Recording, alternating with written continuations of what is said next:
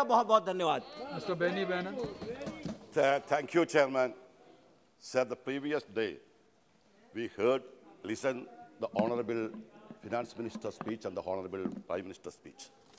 Nirmalaji, you are a very good orator, and always your presentation is very good. But I'm sorry to say, your budget and budget speech is disappointing us. We hope more from the Honorable Prime Minister, but the Prime Minister's speech is more disappointing. He shared most of his time to criticize and blame the Congress party and the Congress leaders. Sir, it is high time that the Prime Minister of India, of our country, should learn history to refrain from speaking historical blunders that bring shame to the people of India. Sir, ignorant of the history of the Indian independence movement that saw the Hindutva movements of the period trying to divide the country communally. But in his speech, Honorable Prime Minister blamed the Congress, that Congress is dividing the country. That is his main argument. Sir, Modi blames Congress, but I can say truth is Congress always stood for upholding the motto of one India, one nation. One India, one motion, one nation is not mere a slogan to us. It is the pulse of India, International Congress. It is an emotion to the Congress workers.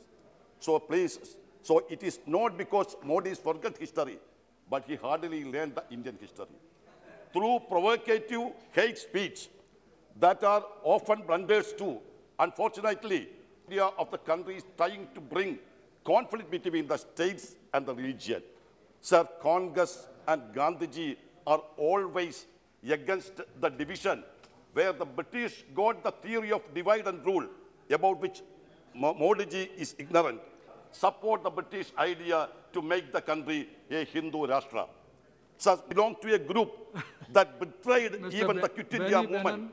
Mr. Benny Behanan, let us speak on budget. I'm coming to the budget, sir. Please come to the budget. And they are trying to teach patriotism.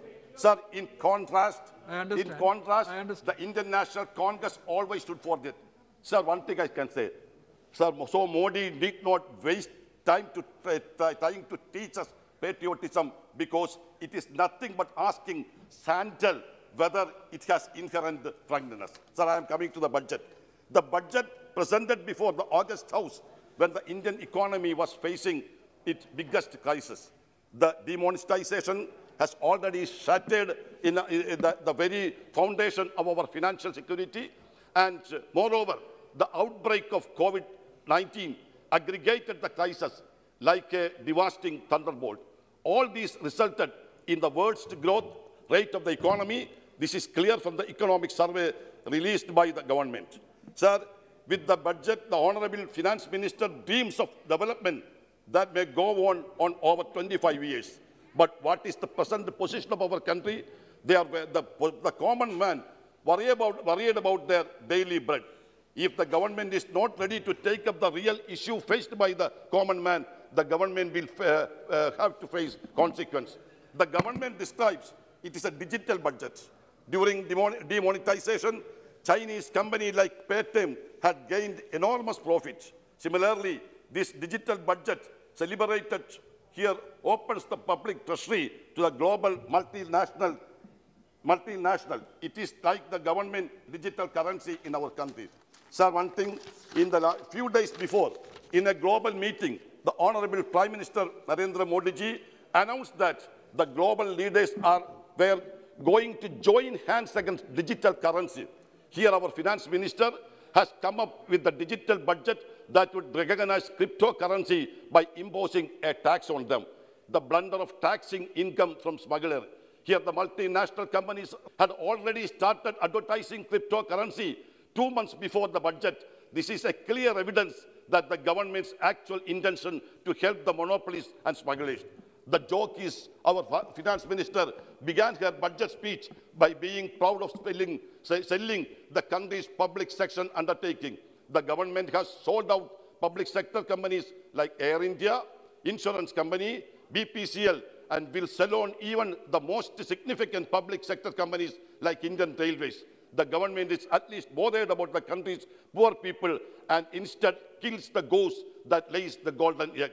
Not only the economics, but the common man knows that overcome the financial crisis, the best thing is to make more money available in the hands of the common man. All nations already following this when they are facing economic recession. This is called what is Keynesian theory. On the other hand, our government is taking away money from common man pocket, which is like agriculture sector. Agriculture sector is the backbone of the country. They ignore it. The health sector, the sector was also largely neglected by the budget. Nothing has been set aside in the budget to benefit those who have lost everything in COVID. Currently, connecting to the railways, connecting to the railway budget, too, Kerala has been wholly neglected. The central government is taking the position that Kerala is not on the map of the Indian Railway. Kerala's total allocation is 1,085 crore, when the Andhra got and the Telangana got more. Sir, I am concluding. Sir, just a token sum of term was allowed for the Sabari route and Palakkad coach factory. Sir, another thing I am concluding. Sir, what is the backbone, what is the basic structure of our country? It is secularism and democracy. These are the pillars on which the nation built on. But this government has totally demolished the pillars. Sir, I was closing. 1 minute, sir. What is the backbone of our economy? It is agriculture. On the one hand, the government and the public sector. On one hand, the government is selling the Navaratna company, and on the other hand, the farmers. Your point is taken. To that under taxes. It is 1 minute, sir, 1 minute. It is shame that the government had to witness the son of a minister firing bullets on the innocent folk. So the government is destroying the fundamental structure and economic security of the country. Hence, I strongly oppose the budget. Thank you. Mr. P.P. Chaudhary. Very good. धन्यवाद सभापति महोदय। मैं budget के पक्ष में बोलने के लिए खड़ा हुआ हूं।